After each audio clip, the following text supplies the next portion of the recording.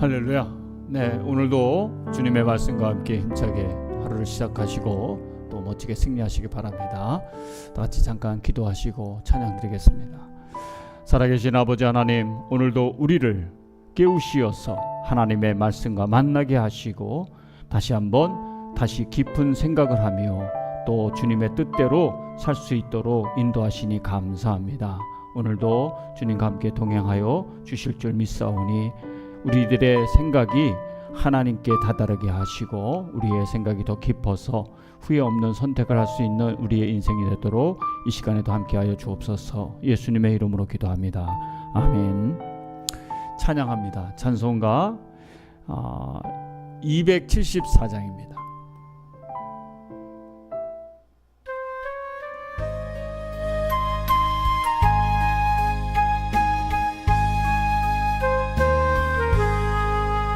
행한 것 죄뿐이니 주 예수께 비옵기는 나의 몸과 나의 맘을 깨끗하게 하옵소서.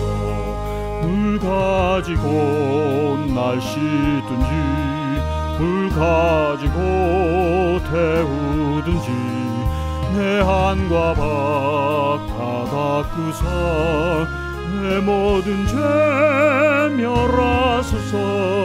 내 어두운 눈 밝히시니 참 기쁘고 고마우나 그보다 더 원하오니 정결한 맘 주옵소서. 물 가지고 날 씻든지 불 가지고 태우든지 내 한과 박 다 닦으사 내 모든 죄 멸하소서. 정결한 맘 그 속에서 신령한 빛 비치오니 이러한 맘 나 얻으면 눈까지도 밝으리라. 불 가지고 날 씻든지 불 가지고 태우든지 내 한과 박 다 닦으사 내 모든 죄 멸하소서. 못된 행실 다 고치고 악한 생각 다 버려도 주 앞에서 정결타고 자랑치는 못하리라. 물 가지고 날 씻든지 불 가지고 태우든지 내 한과 박 다 닦으사 내 모든 죄 멸하소서.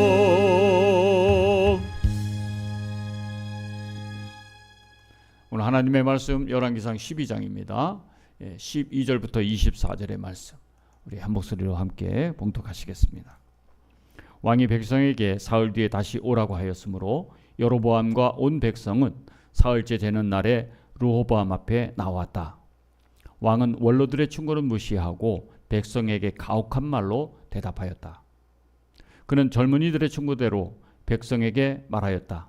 내 아버지가 당신들에게 무거운 멍에를 메웠어. 그러나 나는 이제 그것보다 더 무거운 멍에를 당신들에게 메우겠소. 내 아버지는 당신들을 가죽채찍으로 매질하였지만 나는 당신들을 쇠채찍으로 치겠소. 왕이 이렇게 백성의 요구를 들어주지 않은 것은 주님께서 이를 그렇게 뒤틀리게 하셨기 때문이다. 이것은 주님께서 실로 사람 아히야를 시켜서 느밧의 아들 여로보암에게 하신 말씀을 이루시려는 것이었다. 온 이스라엘은 왕이 자기들의 요구를 전혀 듣지 않는 것을 보고 왕에게 외쳤다. 우리가 다윗에게서 받을 몫이 무엇인가? 이새의 아들에게서는 받을 유산이 없다. 이스라엘아, 저마다 자기의 장막으로 돌아가라. 다윗아, 이제 너는 내 집안이나 돌보아라. 그런 다음에 이스라엘 백성은 저마다 자기의 장막으로 돌아갔다.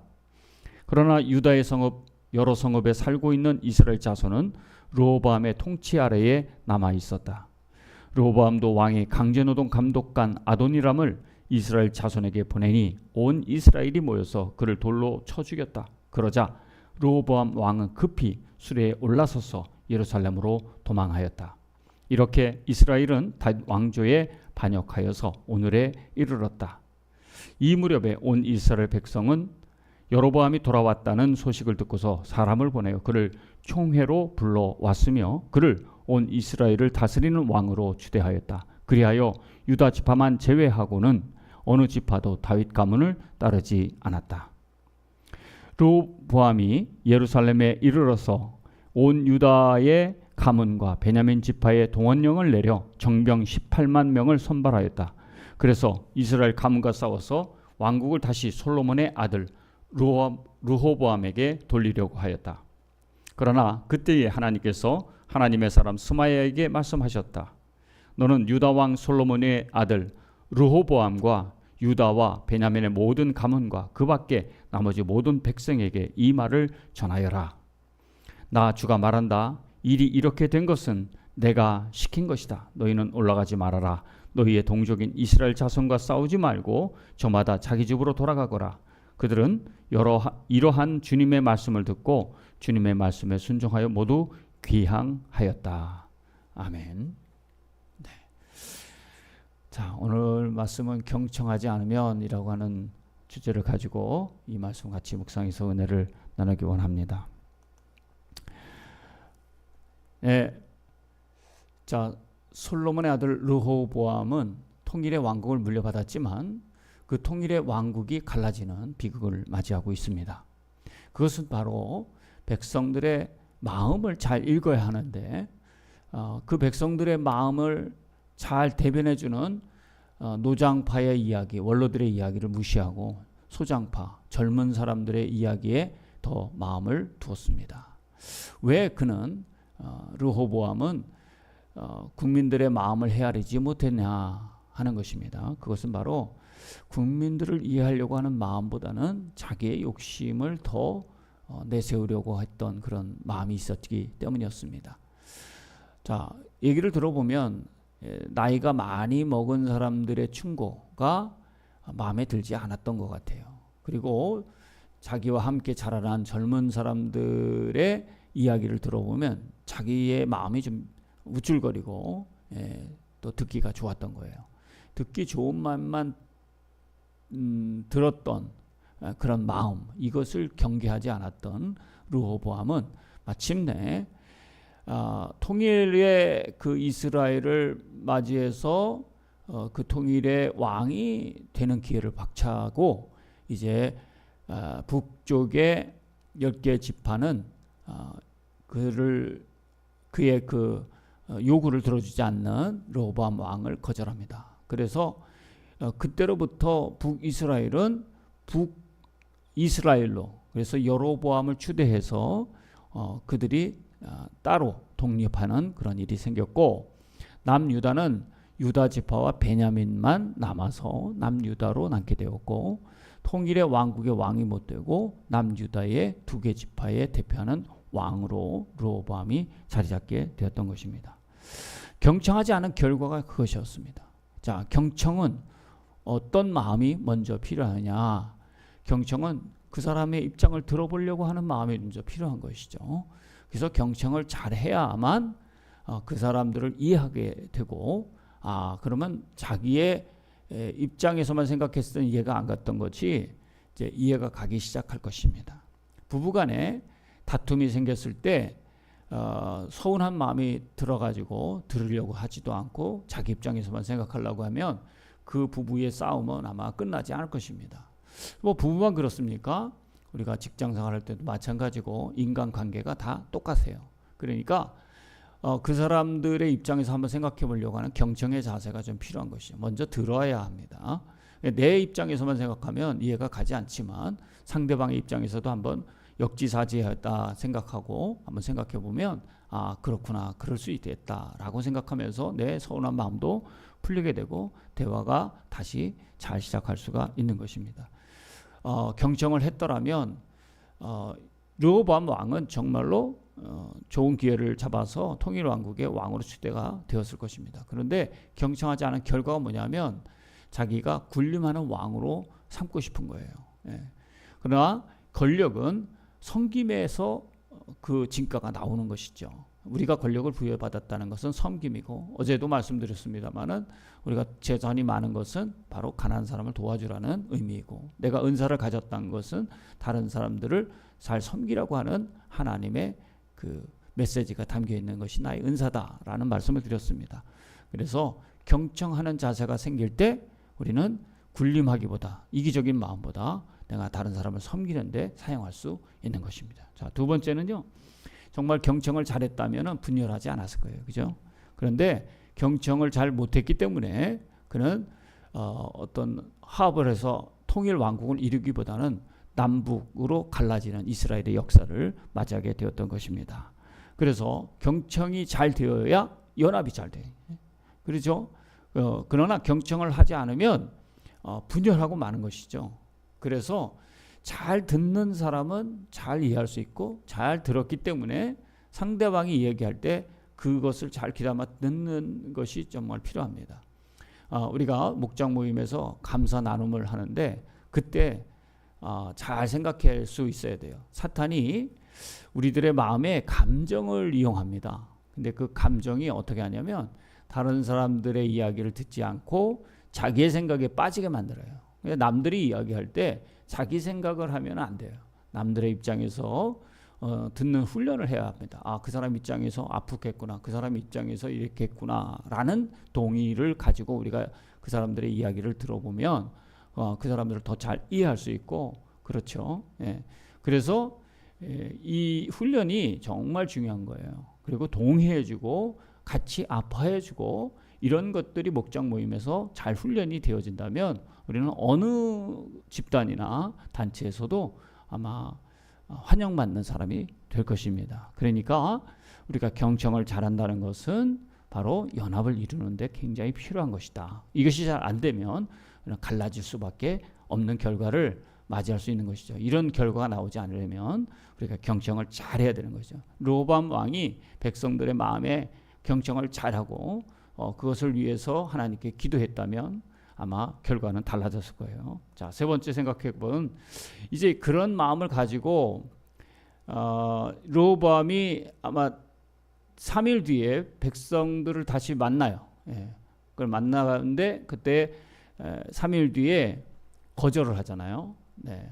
선왕은 그 많은 노역을 줬는데 그 노역에 더 큰 노역을 내가 주겠다. 가주 채찍으로 대했지만 나는 이제 정갈 채찍으로 너희들 대하겠다 하는 그런 정치를 이야기합니다. 그러니까 이제 국민들의 요구가 받아들이지 않으니까 이스라엘 백성들 10지파는 각기 다 돌아가서 결렬됐어요. 이것을 수습하려고 선지자 스마야 선지자를 보냅니다. 22절에 보니까 그 선지자를 갔는데 그 선지자가 아니라 특사를 보내죠. 아도니람을 18절에 아도니람을 보내는데 이 아도니람을 죽여요. 예, 이스라엘 백성들이. 그러면서 이때 이게 나도 죽을 수 있겠다 이렇게 생각을 하고 돌아가죠. 급히 도망을 갑니다. 예루살렘으로. 예, 세겜에 갔다가 예루살렘으로 도망을 가서 그가 한 것은 이제 다시 하나님께 기도하면서 그렇게 어떻게 자기의 인생과 나라를 권력을 이용해야 되는가, 정치를 어떻게 해야 되는가, 이것에 골똘히 해야 되는데 이제 분한 마음이 드는 거죠. 복수해야 되겠다. 그래서 18명 정예군을 이제 군사를 모집합니다. 그래서 전쟁을 일으키려고 해요.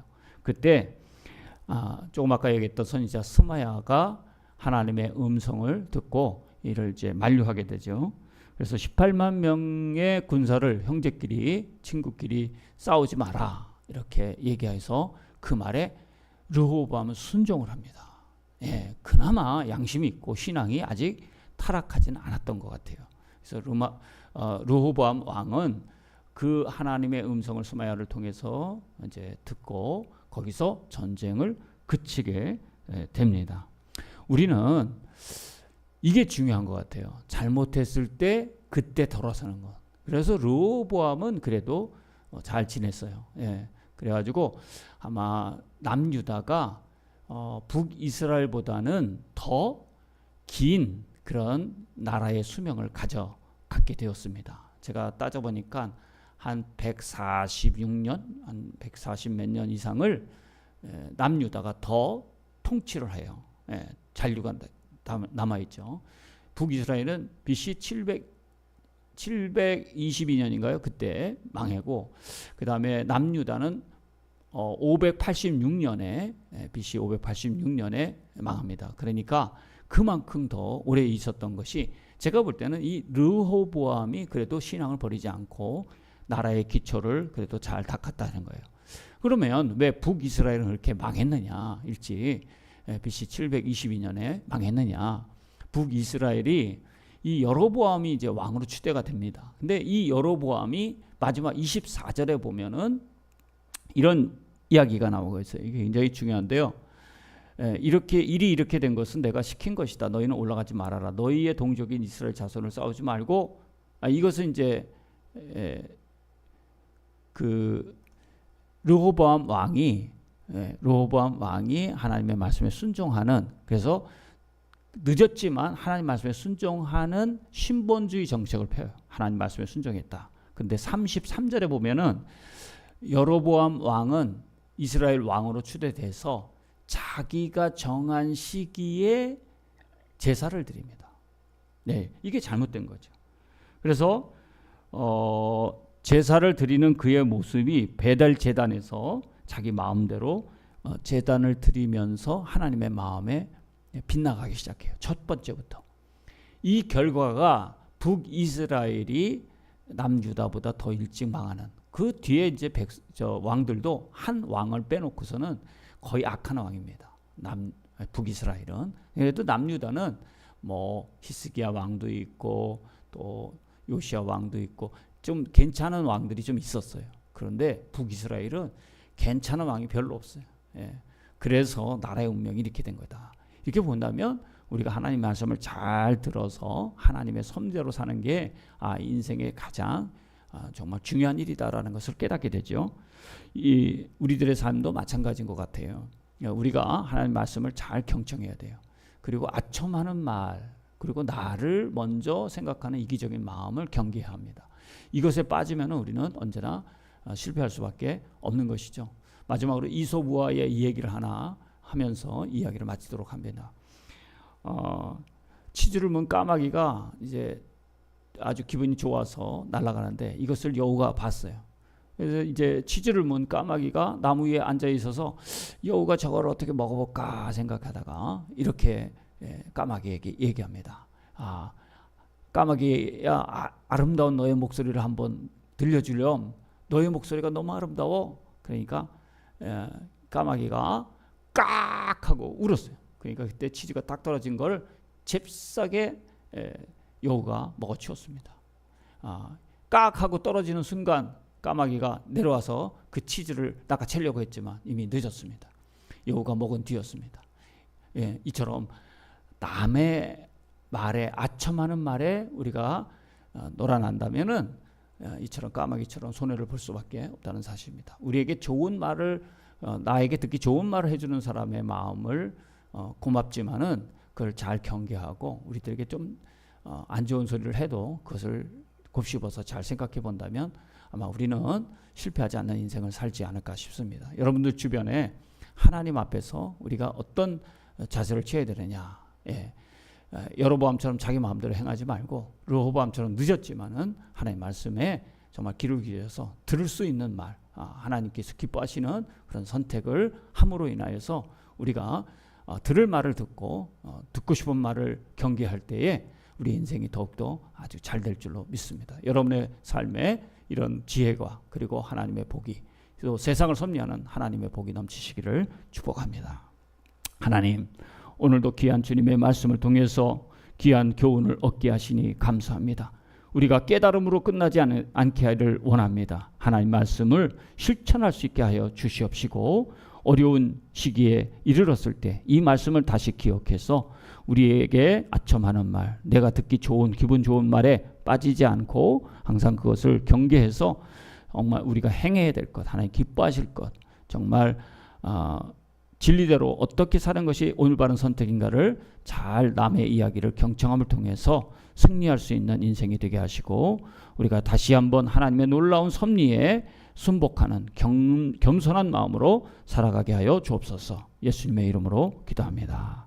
아멘. 네, 오늘도 수고하셨습니다. 멋진 하루 되시기 바랍니다.